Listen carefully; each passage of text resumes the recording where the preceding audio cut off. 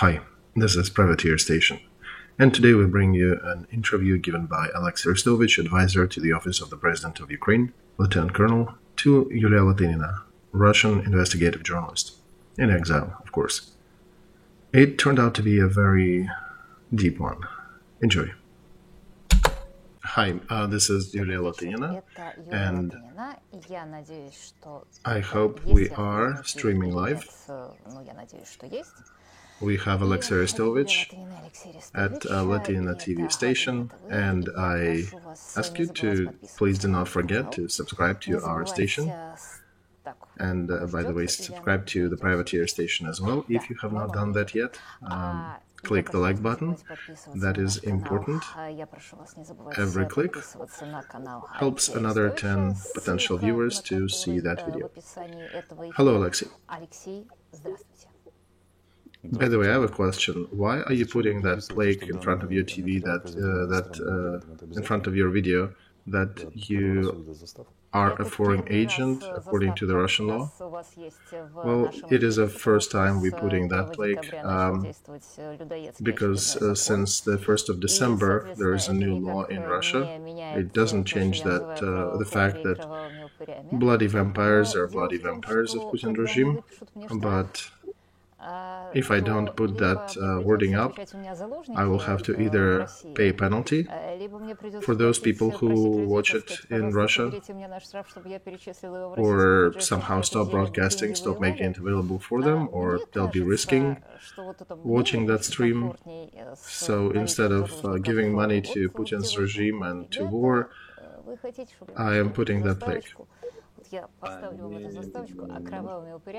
So they're not penalizing foreign agents. If you are whatever they call a foreign agent, then you're not paying penalty.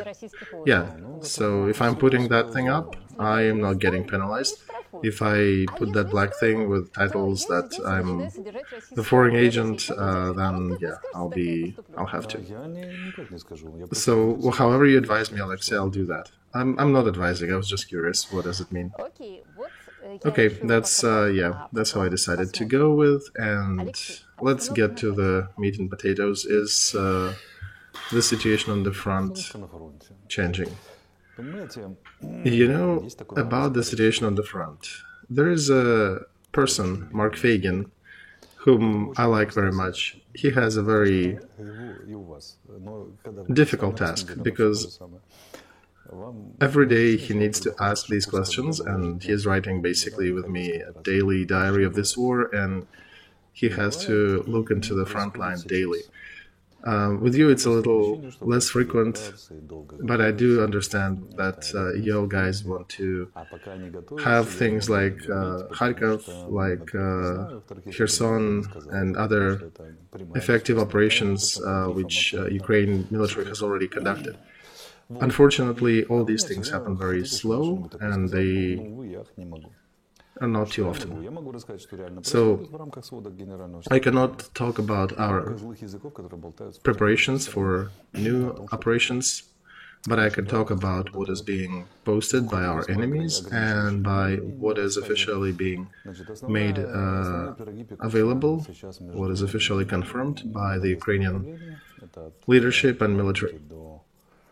So, let's see, right now I can say that the most active part of the front is between Bakhmut and Solidar, and some attempts to fight back and forth in Lugansk area. And according to what Russians are reporting, they are trying to do some offensive maneuvers near Liman, and Ukrainian troops, again according to Russians, are pushing near Svatova. So far there is no success, drastic success with any of the sides. There are no big territories captured. Russian side hasn't really captured anything at all. They, on some locations, try to push the front line gradually, yard by yard, by getting overwhelming 10-1 advantage in artillery, a little south of Bakhmut and a little north of Bakhmut. wrote Slavyansk-Bakhmut on the north and wrote Bakhmut-Konstantinovka in the south. But it seems to me they will fail in trying to cut these roads. And we heard there was a bit of artillery intensification last couple of days. Can that be maybe considered as a part of the Ukrainian offensive? The weather changed, so it's going to be dry starting today.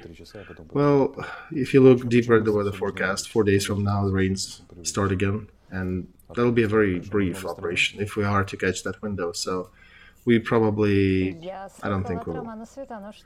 And are we starting to shoot more with our artillery? One of my experts, Roman Svitan, mentioned that it intensified. Okay, haven't noticed that. Okay. Let's talk about missiles. On Monday, we heard that out of 70, 60 plus were shot down. And then next day, the Russians sent the second wave of Shaheds UAVs, which supposedly probably should have been sent right before missiles to oversaturate Ukrainian air defense. And I'm under impression that it was part of a bigger operation, but something fubart there, and then instead of canceling and not launching them this time completely, somebody decided to let's still launch it regardless. So is there any logic behind launching Shaheds the next day? So first of all, they are doing it for the second time after the cruise missiles in the second wave. Second, also they tried to do that during the night time, so that could have been used as cover. They also have a bit different targets for them than cruise missiles, and it's somewhat typical of the use of these Shaheds, these Iranian UAVs. There maybe have been some revenge element for whatever happened in Diaghilevo and Engels airfields, but usually such actions take about 10 days to prepare, so I doubt they managed to create retaliation within 24 hours after we destroyed some of their strategic bombers. So, but as I understand, these UAVs didn't really hit anything, right? Well, cruise missiles didn't hit anything either. And every time they're wasting $500 million. And with missiles, they're also wasting their strategic reserve, the weapon of the strategic reserve, without even reaching tactical goals. This is complete idiocy. After that, less effective use of Shaheds. This is somewhat of a daisy on the field. It's not really too big of a mistake. When you lose the head, you don't cry about the hair, right? So after burning $500 million with the missile attacks, losing all your Shahed drones, that's not big of a thing. When I was looking into how they launch and how they target the infrastructural objects with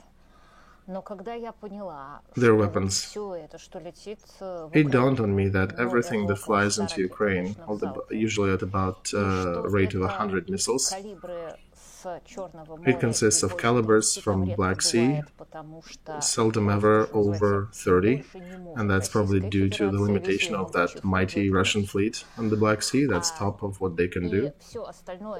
And the rest is what flies from airfield in Engels, and those are strategic bombers. And those are missiles that fly for 2,000 or 5,000 kilometers, like Ha-555, Ha-101. I learned another interesting fact. The thing that they're launching these missiles over Caspian Sea is due to the fact that a big part of them are just falling down, especially if the ones that Ha-55, they're the old ones where they replaced a nuclear warhead with just a dummy warhead.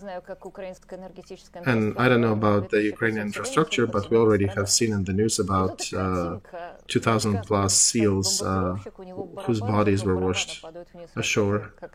So they're definitely suffering from all the hydrazine and other components of those missiles which are falling and not even reaching Ukraine.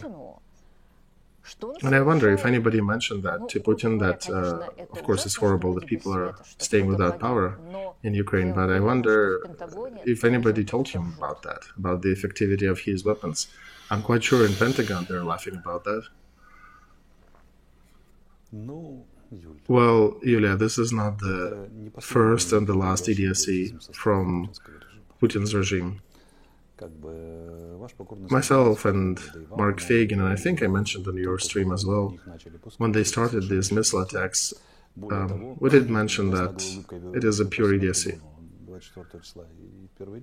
Seeing how they use cruise missiles, I understand they will not be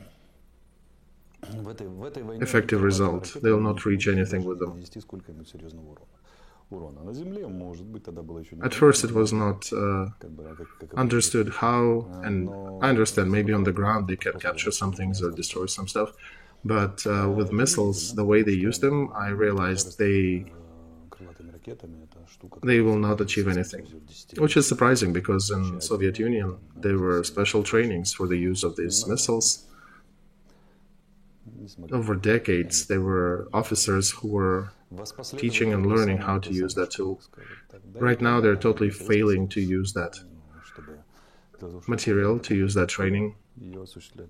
And frankly, the use of strategic weapon requires a strategic effort with the work of Intel, with the work of supportive branches, which supposedly should destroy anti-missile defense, or at least distract it. There are a lot of reasons. Let's leave just one, as that joke about Napoleon and his general says. You don't know that? Okay. So in 1814, some general gave his fort, and Napoleon calls up his general and screams at him and yells and says, "Why did you give it up?" And the general apologizes and says, "I had 18 reasons for giving it up. First of all, I didn't have powder." Where Napoleon stops and says, "Okay, I don't even need to hear the rest. This is good enough." So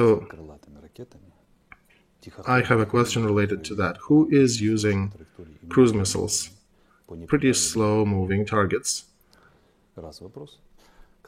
with unsuppressed anti-missile defense? Who is using cruise missiles on targets which are defended by anti-missile defense, which continues to grow and continues to be reinforced month after month? So if they manage to answer that, they may change their decisions about the use of strategic weapons. Because right now, somebody can actually, when this war is over, build a golden statue to Putin and say, this is the person who contributed the most to building of the Ukrainian nation and wasting the Russian military potential. Because in effect, he is uniting Ukraine, and he's also weakening everything about Russia. And these two goals are dependent upon each other due to the whims of destiny, however you call it. But the way Putin is wasting their resources and reinforcing our unity, he at least earned 3 medals of a hero. I'm afraid Alexei Hague Tribunal will be the one giving him the medals. I actually think he'll be just poisoned by his close ones. Nobody will let him reach Hague. And if he'll be poisoned, then how long do you think he has to live? I don't know. I think probably till spring. Frankly, I also do not think life will become easier after they dispose of him. There'll probably be a short story of some of the black colonels. Later, they'll be normalized things, but there got to be some junta first of all, and some special commissioner, some special thing right after. And yeah, I have a feeling that the first person to replace Putin, or persons, will be some sort of those colonels or Prigozhin or somebody like that, some of the dark figures. By the way, speaking of him, do you realize why he is being used by Putin? Do you think... I think they're... Look at Zaluzhny and Prigozhin. So Zaluzhny doesn't always consult with America with what he does on the front. So Prigozhin doesn't always ask Putin what is he doing there. Probably he could be using that, but frankly, in my opinion, Putin is using him for a different reason. He is basically pointing finger at him and saying, hey, if I'm gone, you'll be facing the likes of Prigozhin.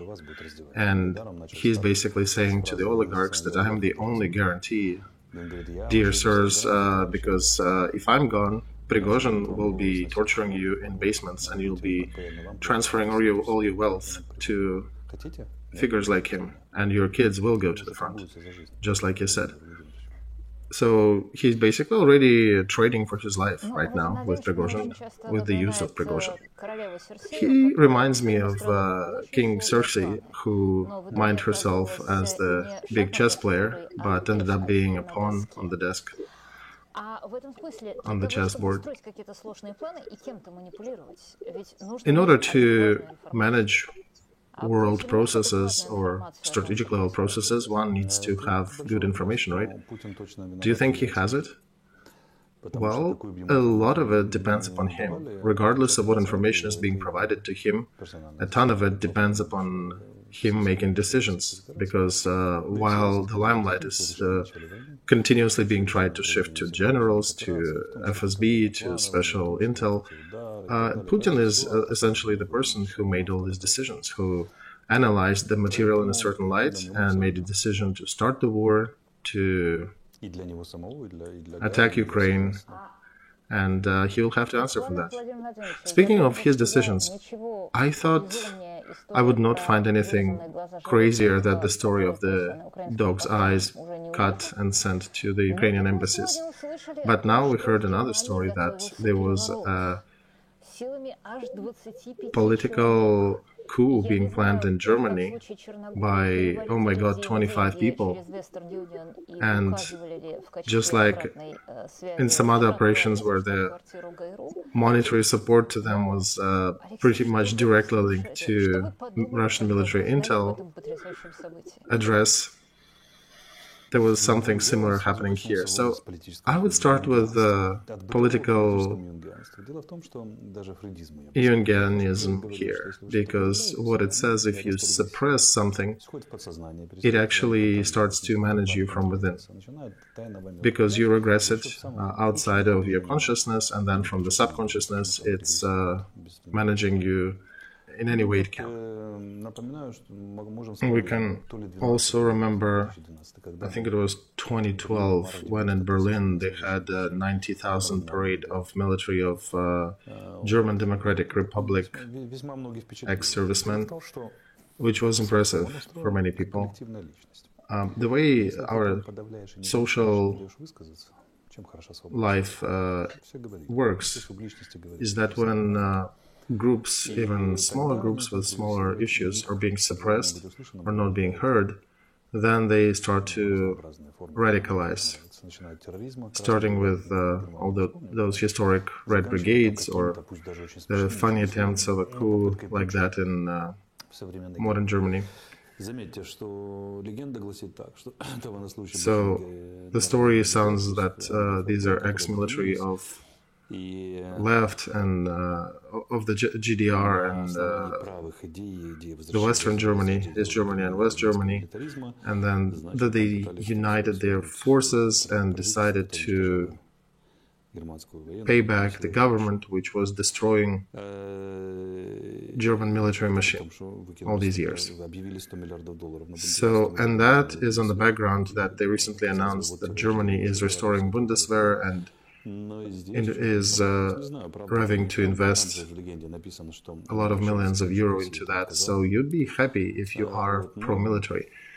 So it's interesting, right? But if this trend exists in the heads of retirees, retired military, it tells that this trend exists in society, that Germany is ignoring some part of it. And it just outlines once again that even pretty well-developed society such as German is still failing to listen to all the voices and to communicate with everybody. Ultra-right and ultra-left exist not because they are crazy fanatics, but because society keeps ignoring certain ideas and certain groups. And the more they're being ignored, the more they're being suppressed, the more serious attempts to act will become. So it's important to talk to everybody, but it's important to talk to everybody in their own language, or at least consider them, bring them to discussion. Okay, here we're coming then to a conversation which I try to avoid, but I think it's important for everybody to listen to that topic. I was never telling what is the right way for Russians to communicate with Ukrainians. I was avoiding that minefield because I thought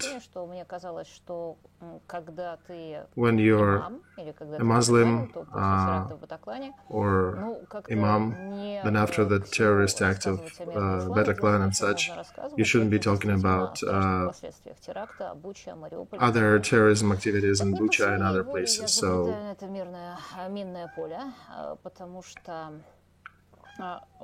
I'm sorry about the cat. It's voicing out. Dasha, can you help me? I think Galstuk heard us, that everybody needs to be heard, and he understood that literally, so probably right.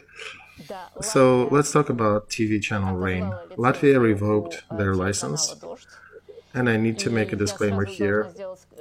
I think I've been there once, and we have very different styles of journalism, me and TV Rain, but I still want to say something in their defense here.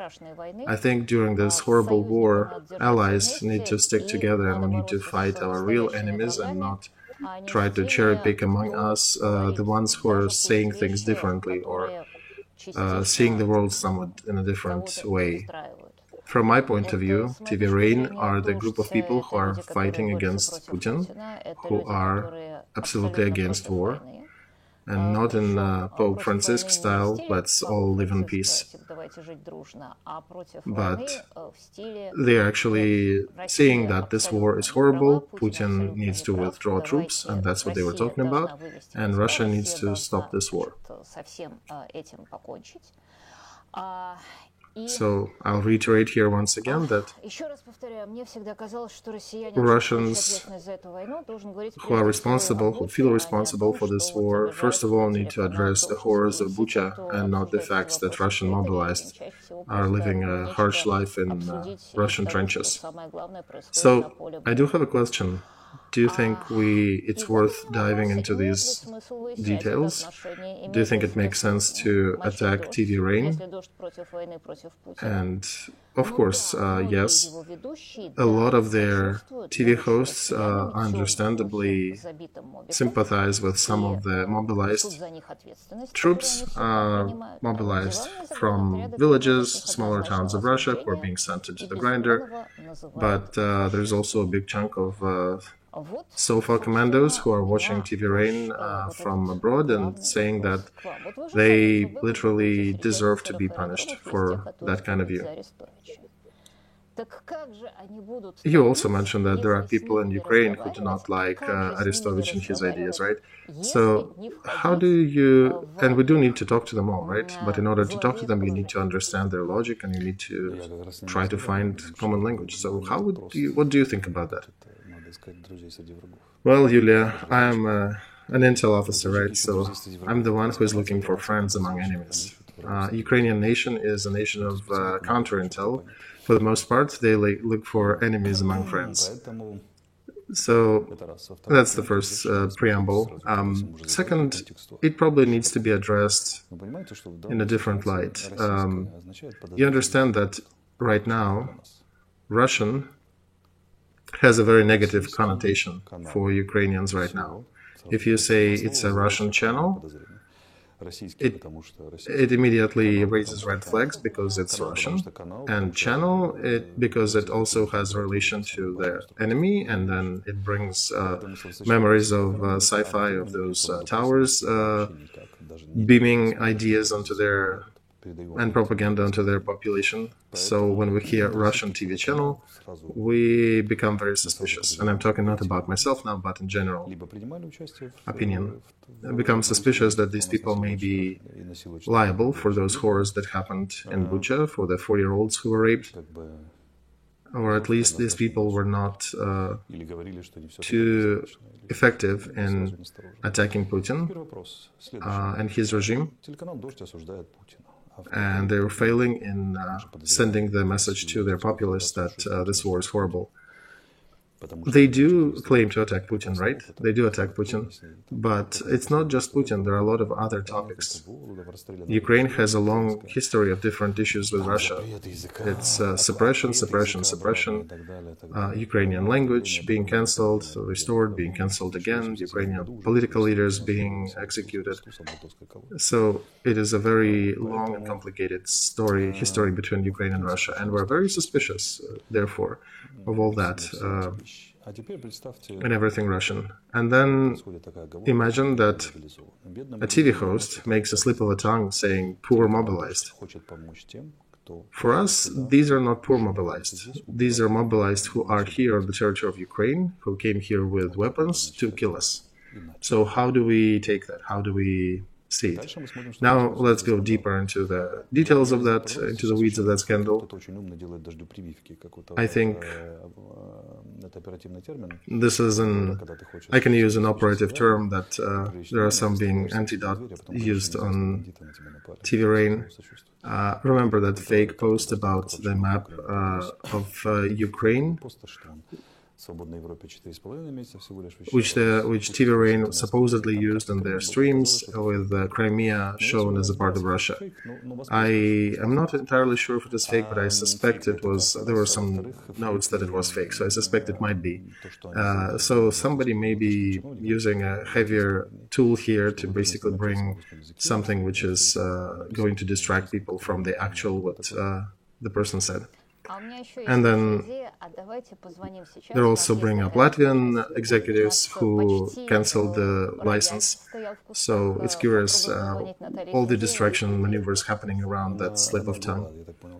I have a better idea, Alexei. How about we call Natalia Sendeyeva? Is she the general director? She's the owner. I think the main editor is Tikhon Zitko, but Sendeyeva is the owner of that TV channel. Let's call her.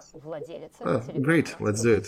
Dasha, my assistant, please try reaching out to Natalia if she can join us on that stream. And I apologize for my sound. It squeaks a bit and there is some echo. Once again, I apologize for how I'm saying things. It is a very sensitive topic for me, and I understand that the core of this topic is sympathy to mobilized. And I understand very clearly that for Ukrainians, any mobilized, any contractor or mobilized, or any Russian soldier on their territory is synonymous to Bucha horrors. But if the Russian media, or the media which originated in Russia, is trying to talk to these mobilized troops and tries to talk them out of it, do they want to talk them out of participating, or do they want to equip them better? There's a nuance, Yulia, right? And here I sent more stuff. I'm quoting. Yesterday, all Facebook was covered in that raisins. I don't think it's the right emotion to be happy for killing ones and not killing the others. So if they took Kiev in 3 days, right, there would be less victims and the war would be over in 3 days. So these are weird reasons they're bringing to defend. I understand. This is, once again, dear audience, it's Yulia Latynina and Alexey Arestovich. My assistant Daria is trying to dial up Natalia Sendeva, the owner of TV Rain. While she's doing that, please do not forget to subscribe to my channel, to Alexei's channel, and to the Privateer station if you are listening or watching that in English. Dasha, how are we doing? I'm creating the link to that room where we can all talk. So while she's doing that, let's change topic and then we'll get back to TV Rain again. Let's briefly talk about what happened in Engels and maybe one little detail that is of interest to me. That thing which exploded in Engels airfield, it targeted planes, it actually targeted them.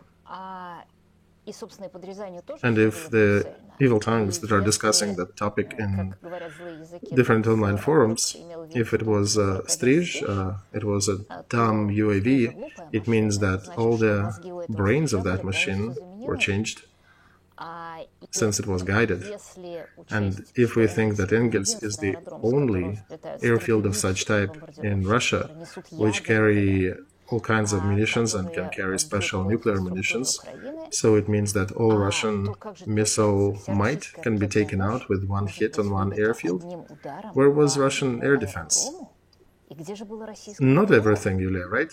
It's a triad. There is a ground-based, there is a mobile ground-based, there is a stationary, but there is also launch complexes, and then there are also naval component. But that's life, Yulia. Remember when we destroyed those airplanes and destroyed their refueling facility and stockpile of aviation fuel there? Their air defense did not work in any of those cases. So we suspect their S-300s, S-400s are actually too engaged on the front. They're covering their positions on the front, and deeper in Russia, they apparently do not have much. While Russian air defense has always said that we have the borders, and Soviet air defenses before them were claiming that they have the borders covered, and the whole territory is covered. Then there were always incidents like Rust, who landed on Red Square, who debunked and said otherwise. So, you think with a couple more hits like that, there'll be nothing for them to fly on the strategic level? Well, who knows? They are not producing components to these specific planes, and with the way it goes, they can find themselves without one. Just like Mikhail Podolyak said recently, the Earth is round. If you're shooting things one way, they may actually make a full circle and come back and hit you in the butt. So probably that's what's happening. Alright, speaking about the hits on the infrastructure, I also noticed that Russian submarines are not launching any calibers. Are they afraid? Cannot they surface? What's going on, if you know? Well, I think the launch of a missile has very specific components to that, and they're probably not able to realize that or being careful in using that capability at this moment. I'm not a specialist in submarine launch. Perhaps those missiles are a little different, or they do need certain components. Maybe it's even more difficult to restock them in the light of current sanctions. So right now they're launching only from above the water carriers. Dasha, how are we doing? I wrote to Natalia and I see that she has not read that yet. But it has a link to WhatsApp, it has a link to us here. So,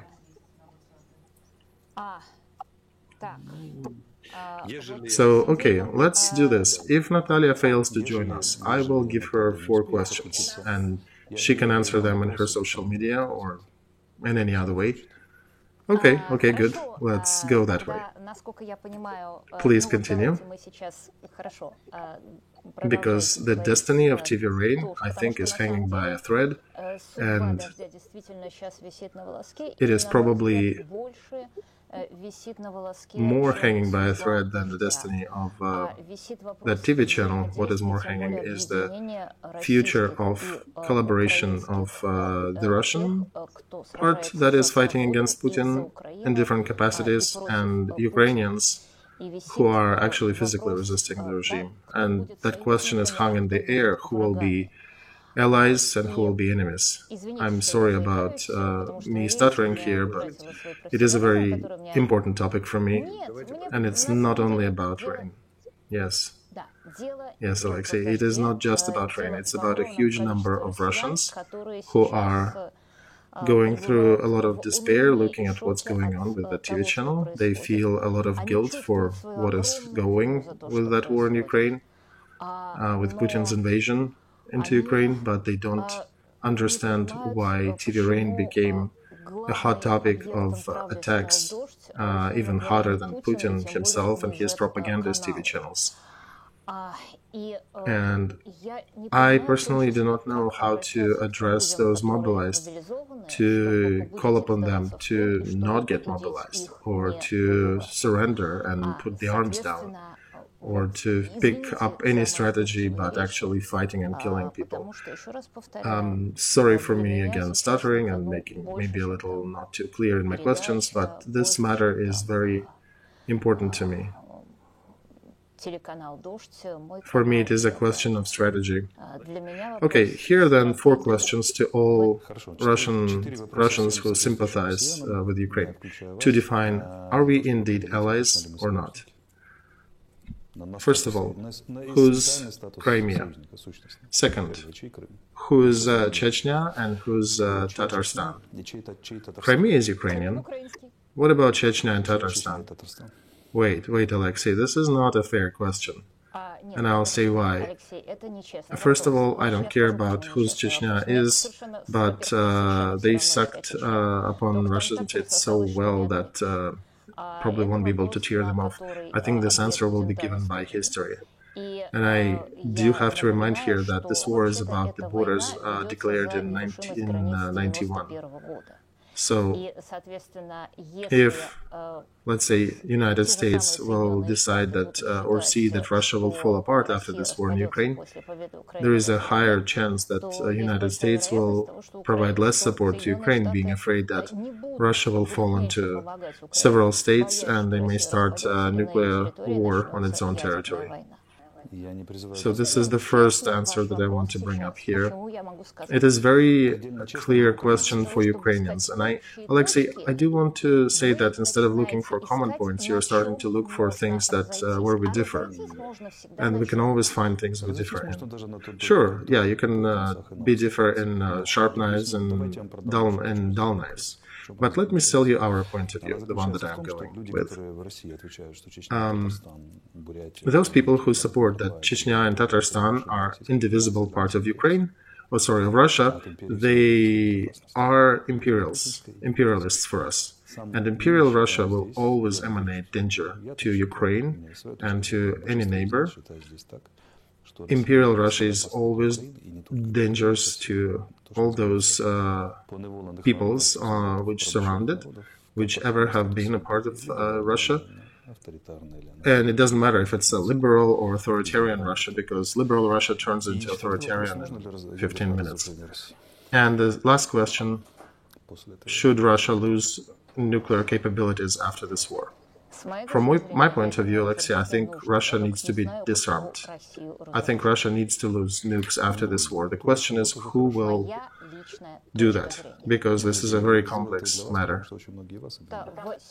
This is good, Yulia, thank you. See, I brought the questions for you to answer as well. Yes, Alexei, I think in the situation when Russia is suffering from Versailles syndrome, and when there is a big risk of Putin repetition later in history, and there is a big risk of more juntas coming to power, the best thing that can happen to this country, same as with Germany or with Japan earlier,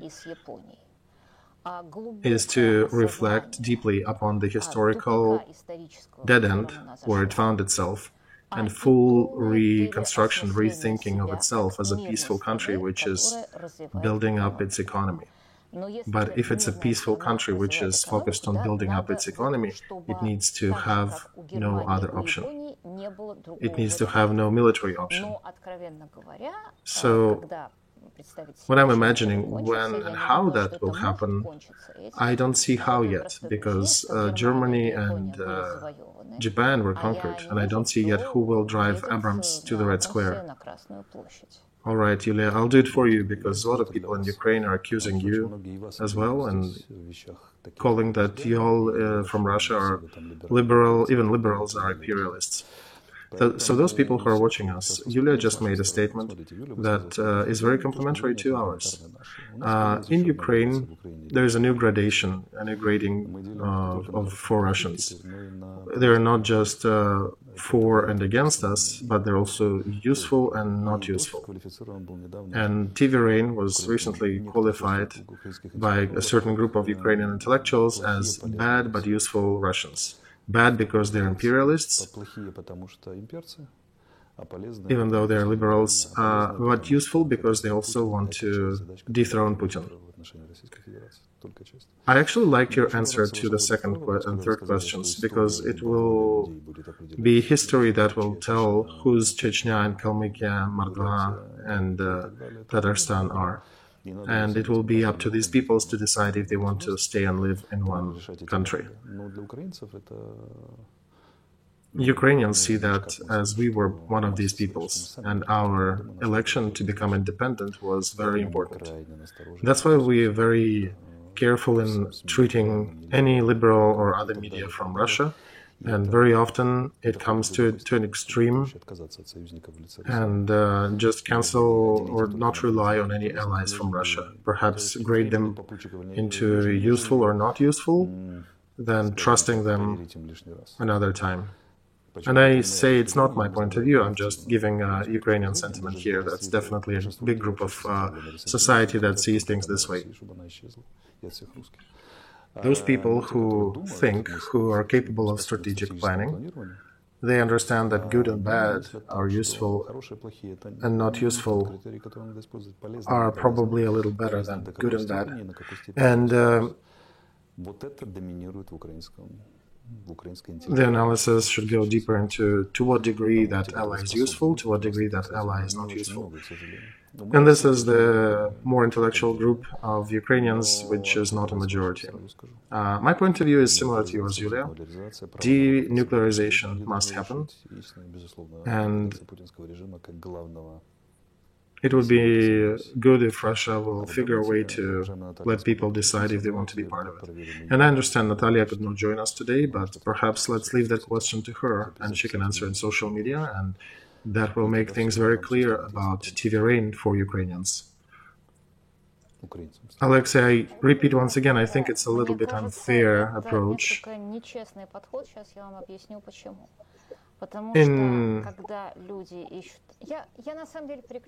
Looking back at all that, I understand the main reason for what's going on.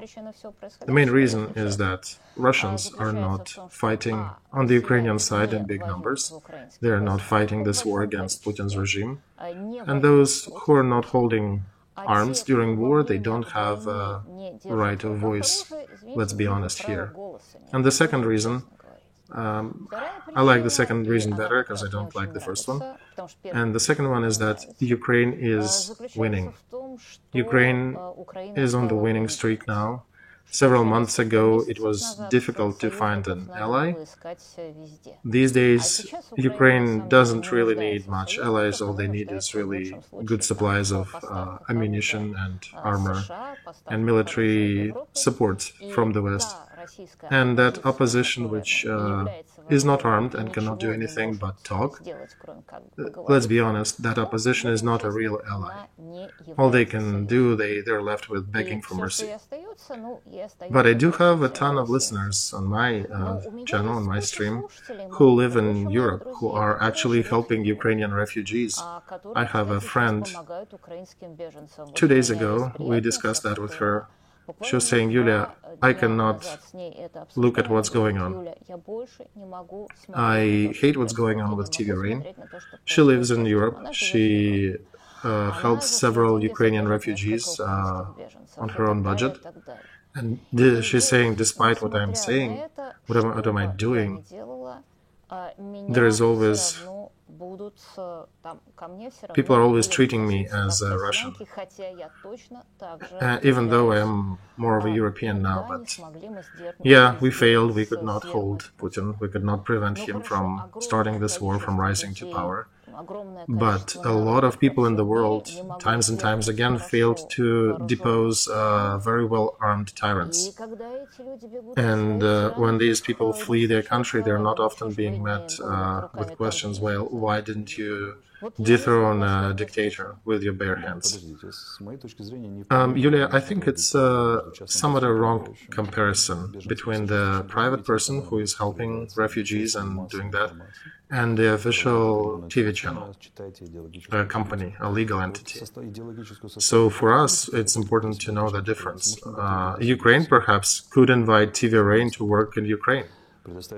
But we do want to understand whom do we work with, who are they, because some of the statements that they made during this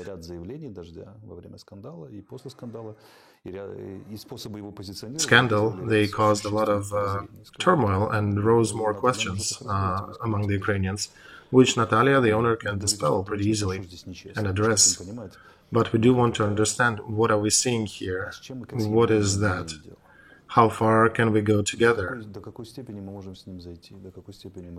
How far do you think we'll go together in the future? Because after the victory of, let's say, Navalny later in Russia, who will become very liberal and bring Russia into a liberal side of the world, Russia will get rid of sanctions, West will support them, and Russia will become powerful again and then turn coat again. Because remember, Yeltsin was a very liberal, pro-Western Kozyrev was also in power, and it was under Yeltsin the first time when Russia tried to annex Crimea from Ukraine. Remember Alexander II, who was called a liberal also. There is a whole slew of things he did, which I don't even want to start with. And for us, being killed for just being Ukrainians, Ukraine did not threaten Russia. We did not threaten Russians. We are being killed for just who we are. We as a nation who are being killed for just being Ukrainians want to ask Russian liberal TV channel, who are you? Before we can work and figure out how to work with them. I think this is a fair approach. You're saying it is not a fair approach. I understand why, because we put them in crosshairs. They need to start answering these difficult questions. They will start facing a lot of problems with their relatives in Russia, with the audience that they have. There is somewhat liberal audience that they want to pull to their side, which they're not fully yet. We can bring up Navalny. Remember when he mentioned that Crimea is Russian, is going to stay with Russia. When he, just that statement, pushed a lot of allies from his camp and got him others. But each of these answers is Bucha and Golodomor. It's terrorist acts towards Ukrainian. That's how we see that. As for me, you can probably see that in the way I say things and slips of a tongue, that TV Rain is in a very difficult position. I understand that the first of all target is the fight for the neutral and the wobbling and the undecided part of Russian population. And with this group you need to talk in not black and white, in gray things, in shades of gray, and you need to approach from afar and gradually help them change their point of view. Because people poisoned with Putin's resentment, even sometimes they find more or less legit resentment, parts of that, to choose that side. Personally, I think everybody has a right of voice, not only the one holding arms. But in the modern world, information war is important. This is, hierarchically, is more important than the actual war in the trench. Despite of the actual importance of the war in the trench and the people dying and that Legion of Russia also fighting in the Ukrainian front, it does depend on the information level, because information war helps to decide which arms will be supplied to the countries, what economic support will they get, who will be allies with them. And there is some dependency here. It's not direct, but it is dependent. Point is, if you do not win information war, you may not lose, but if you do lose an information war, you will definitely lose. So, if TV Rain comes out and says in one way or another that we're fighting for neutral or undecided mass of Russian citizens, Ukrainians are not idiots, and we understand that this is a precise job that needs a certain approach, and throwing the slogans of something like right sector or, extreme slogans at that group will not help TV Rain to achieve these goals. But so far, TV Rain has refused to come out like that. The reaction to the decision by Latvia actually worries us, and people see a certain imperial trend in that attitude. Let me look up the Russian word. Okay, so a very pretentious statement from TV Rain.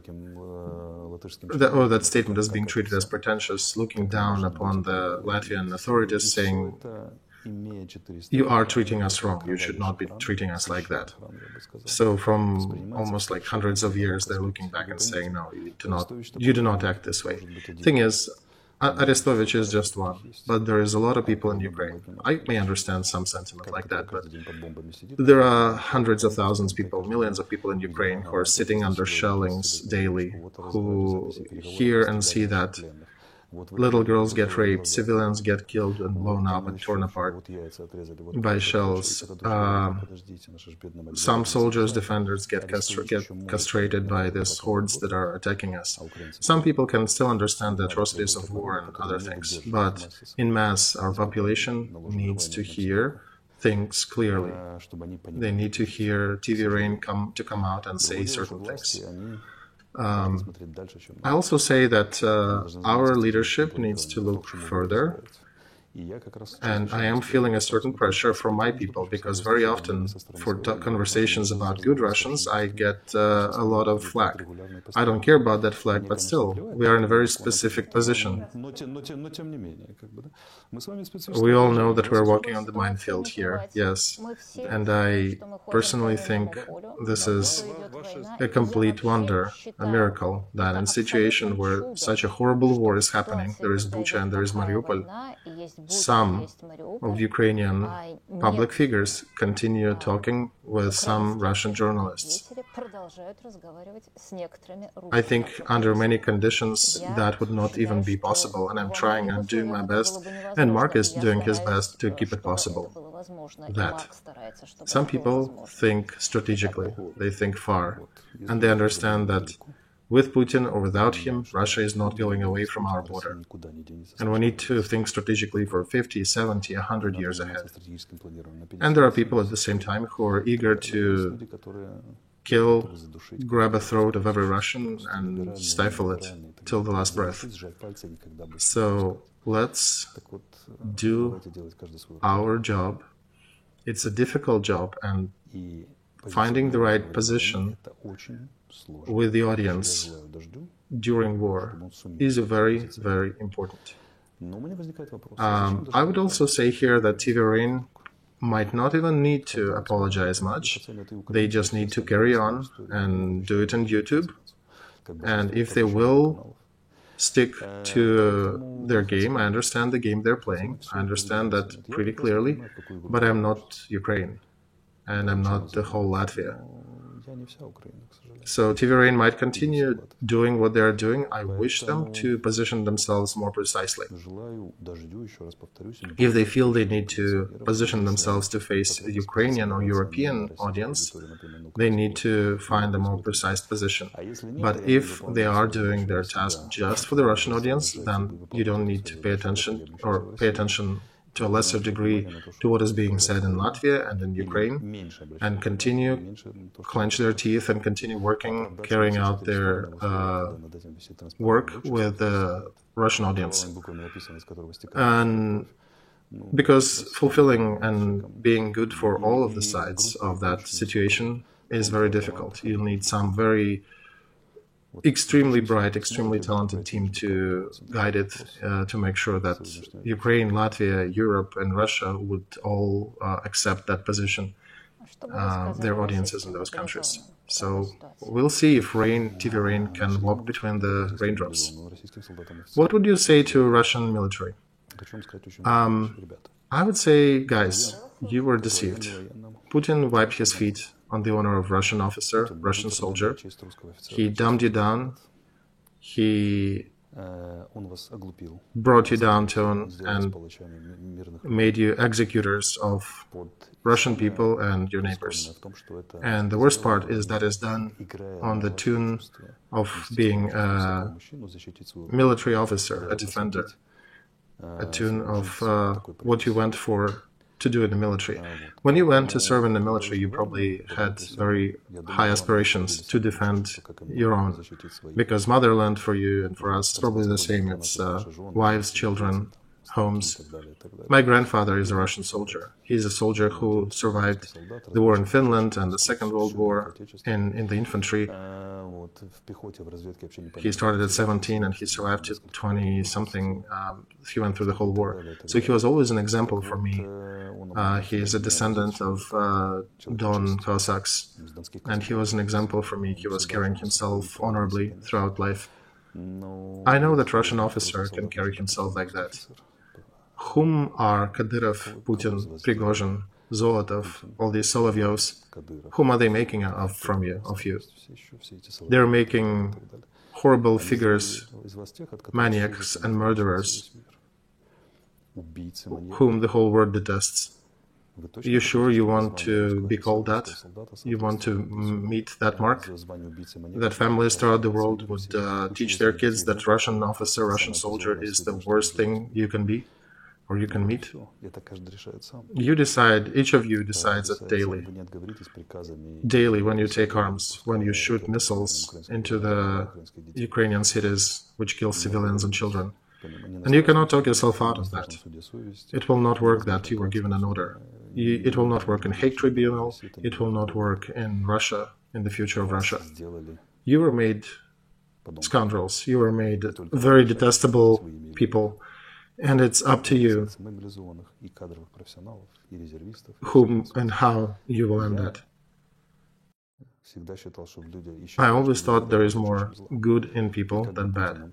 And regardless of how Putin's machine is grinding you, I believe that there is a part of Russian soldiers and officers, at least a part of them, who can come back to their senses and remember that they give oath to defend Russia and not to destroy Russia and make it a scarecrow for the whole world.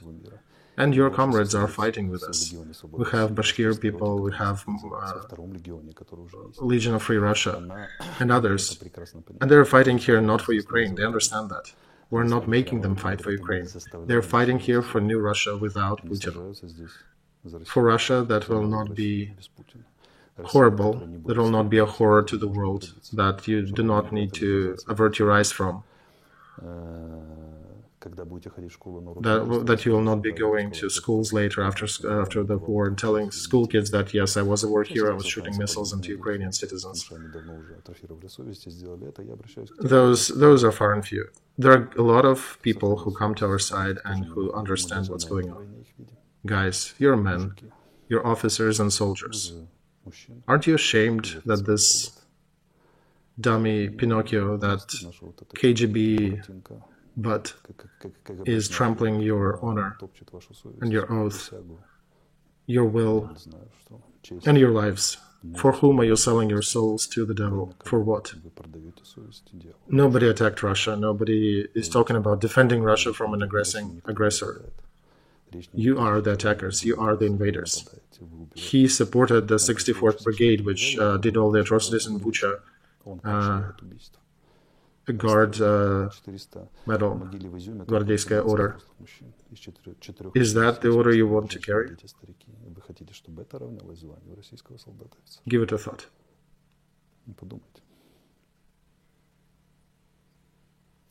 Not everything is lost yet.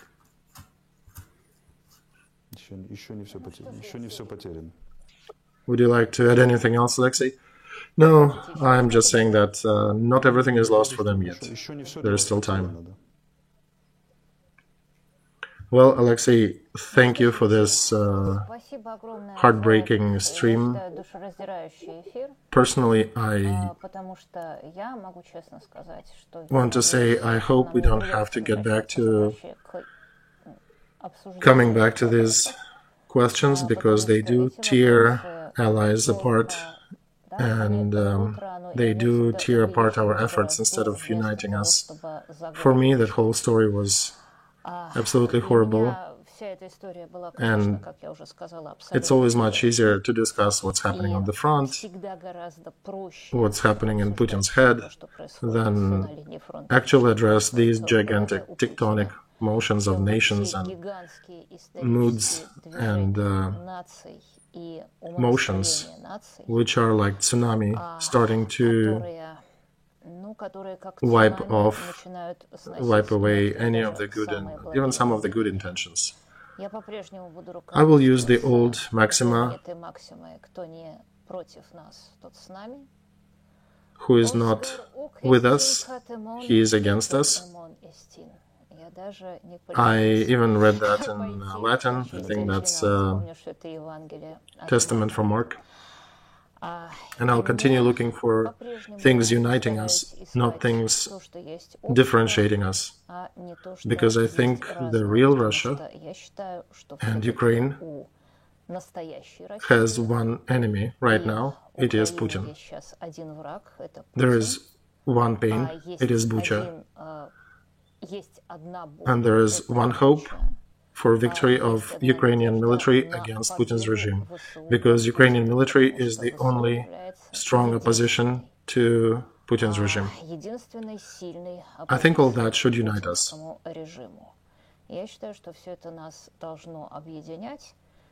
Those things that, of course, differentiate Russia from Ukraine, often not in favor of Russia, we can address later, or maybe not even address if they don't come up.